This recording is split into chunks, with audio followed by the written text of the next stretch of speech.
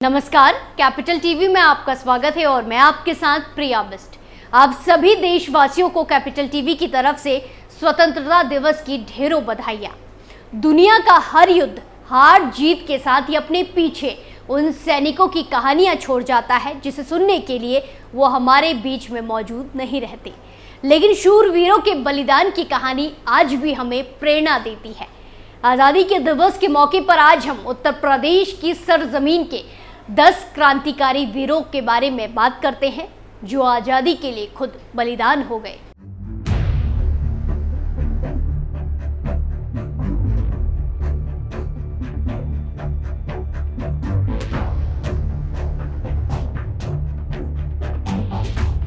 आज भारत की आज़ादी को 77 साल पूरे हो चुके हैं और आज पूरे देश में 78वां स्वतंत्रता दिवस धूमधाम से मनाया जा रहा है। इस अवसर पर आज देश भर में कई कार्यक्रम आयोजित किए गए, उत्साह का माहौल रहा। लेकिन आज जो आज़ादी हम जी रहे हैं वो आज़ादी मिलना इतना आसान नहीं था। आज जिस खुली हवा में हम सांस ले रहे हैं उसके लिए बड़ी संख्या में क्रांति वीरों ने अपने जीवन का बलिदान दिया है और हमेशा हमारी प्राथमिकता और कर्तव्य होना चाहिए कि हम स्वतंत्रता सेनानियों के जीवन और प्रयासों के लिए हमेशा आभारी रहें, जिन्होंने हमारी स्वतंत्रता के लिए लड़ाई लड़ी और हमारे जीवन को इतना बेहतर आशाओं से भरा बना दिया और हमें एक गौरवशाली भविष्य प्रदान किया। वैसे तो देश भर में सैकड़ों धरती माँ के वीर हैं जिन्होंने मातृभूमि की रक्षा की, लेकिन उनमें से कई वीर उत्तर प्रदेश की सरजमीन पर जन्मे और यही की मिट्टी में सदा के लिए समा गए। इन क्रांतिकारी वीरों की रणनीति, फैसलों, निडर हौसलों और अपनी मातृभूमि के प्रति अपार प्रेम ने अंग्रेजी शासन को झकझोर कर रख दिया और अंग्रेजी हुकूमत को हार माननी पड़ी थी। सबसे पहले बात मंगल पांडे की। देश का हर बच्चा और बूढ़ा इस महान भारतीय स्वतंत्रता सेनानी का नाम जानता है, लेकिन एक तथ्य है जो काफी लोग नहीं जानते, वो ये कि मंगल पांडे का जन्म उत्तर प्रदेश के बलिया जिले में एक ब्राह्मण परिवार में हुआ था।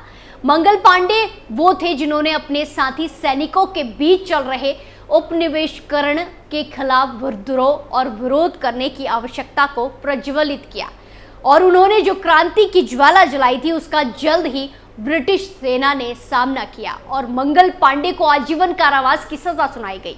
हालांकि उनके बलिदान ने स्वतंत्र भारत आंदोलन की यात्रा शुरू की, इसीलिए उनका नाम भारत के हर एक व्यक्ति की जबान पर रहता है। अब बात रानी लक्ष्मीबाई की। रानी लक्ष्मीबाई को आज भी सबसे साहसी महिलाओं और सभी समय की अग्रणी महिला स्वतंत्रता सेनानियों में से एक माना जाता है। वो उत्तर प्रदेश के झांसी शहर में पैदा हुई। उन्होंने अंग्रेजों के विरुद्ध डटकर लड़ाई लड़ी और एक पल को भी भयभीत नहीं हुई। वो इस देश में जन्म लेने वाली हर लड़की के लिए हमेशा साहस, समर्पण और निडरता की प्रतिमूर्ति बनी रहेंगी। अपने अंतिम नाम से भी लोकप्रिय राम प्रसाद बिस्मिल भारत के स्वतंत्रता सेनानियों में एक और सबसे लोकप्रिय नाम है। उनका जन्म 11 जून 1897 को उत्तर प्रदेश के शाहजहांपुर प्रांत में एक साधारण हिंदू परिवार में हुआ था। उनके बचपन से शुरू होकर उनकी मृत्यु तक जिन दो जुनूनों ने उनकी दृष्टि कभी नहीं छोड़ी वो थे कविता और देशभक्ति। अपनी किशोरावस्था में ही उन्हें ब्रिटिश राज की चल रही क्रूरता का एहसास हुआ और बिस्मिल कम उम्र में ही हिंदुस्तान रिपब्लिक एसोसिएशन के सदस्य बन गए थे। यहीं पर उनकी मुलाकात चंद्रशेखर आज़ाद, अशफाकुल्ला खान, भगत सिंह, सुखदेव, राजगुरु और अन्य ऐसे ही कई सारे सेनानियों से हुई। वो मणिपुर और कांकोरी षड्यंत्र में अग्रणी सदस्य थे जिसने अंग्रेजों की अंतरात्मा को झकझोर दिया था। 19 दिसंबर 1927 को 30 साल की उम्र में उन्हें फांसी दे दी गई। मोहम्मद अली जौहरी सबसे प्रभावशाली मुस्लिम कार्यकर्ताओं में से एक थे जिन्होंने मुस्लिमों और हिंदुओं को एकजुट करने में महत्वपूर्ण भूमिका निभाई। 10 दिसंबर 1878 को उत्तर प्रदेश के रामपुर में जन्मे। वो 1900 की शुरुआत में भारतीय राष्ट्रीय कांग्रेस के सदस्य थे और बाद में अखिल भारतीय मुस्लिम लीग का हिस्सा बन गए। उन्होंने अपनी उच्च शिक्षा दुनिया के सबसे प्रतिष्ठित कॉलेजों में से एक the Oxford university United kingdom से प्राप्त की। स्वतंत्र भारत की आवश्यकता के बारे में लोगों के बीच उनकी नियमित जागरूकता के अलावा खिलाफत आंदोलन के दौरान उनका योगदान प्रमुख रहा। आबादी बानो बेगम उत्तर प्रदेश के उन कई बच्चों में से एक थी जिनका परिवार भी शिकार बन गया और 18 1957 के विद्रोह के आघात का सामना करना पड़ा, क्योंकि वो विद्रोह में शामिल थे। 1852 में उत्तर प्रदेश में एक राष्ट्रवादी परिवार में जन्मी आबादी बानो बेगम का विवाह कम उम्र में रामपुर के एक वरिष्ठ अधिकारी अब्दुल्ला अली खान से हुआ था। वो बुर्का पहनकर किसी राजनीतिक सभा को संबोधित करने वाली पहली मुस्लिम महिलाओं में से एक बनी। 1970 में वो एनी बेसेंट और उनके 2 बेटों को जेल से रिहा करने में मदद करने के लिए आंदोलन में शामिल हुई। इसी समय महात्मा गांधी ने उनसे स्वतंत्रता आंदोलन में महिलाओं का समर्थन जुटाने के बारे में बात की। वहीं 1917 ऑल इंडिया मुस्लिम लीग के सत्रों के दौरान उनके भाषण ने खिलाफत आंदोलन में शामिल सभी लोगों की भावना का उत्थान किया। अब बात चंद्रशेखर आजाद की। 23 जुलाई 1906 को एक ब्राह्मण परिवार में जन्मे। उन्हें तब भाखड़ा गांव में चंद्रशेखर तिवारी कहा जाता था। ये उनकी मां थी जो चाहती थी कि वो संस्कृत सीखे, इसीलिए उन्हें बनारस के काशी विद्यापीठ स्कूल में भेज दिया गया, जहां चंद्रशेखर ने वास्तव में अपना सारा युवा जीवन बिताया। वो केवल 15 साल के थे जब उन्होंने महात्मा गांधी द्वारा असहयोग आंदोलन के बारे में सुना और इसमें शामिल होने का फैसला किया। वो उसके बाद अजय थे और उन्होंने अपना नाम बदलकर चंद्रशेखर आजाद कर लिया, ये दावा करने के लिए कि स्वतंत्रता उनका और बाकी सभी का अधिकार है।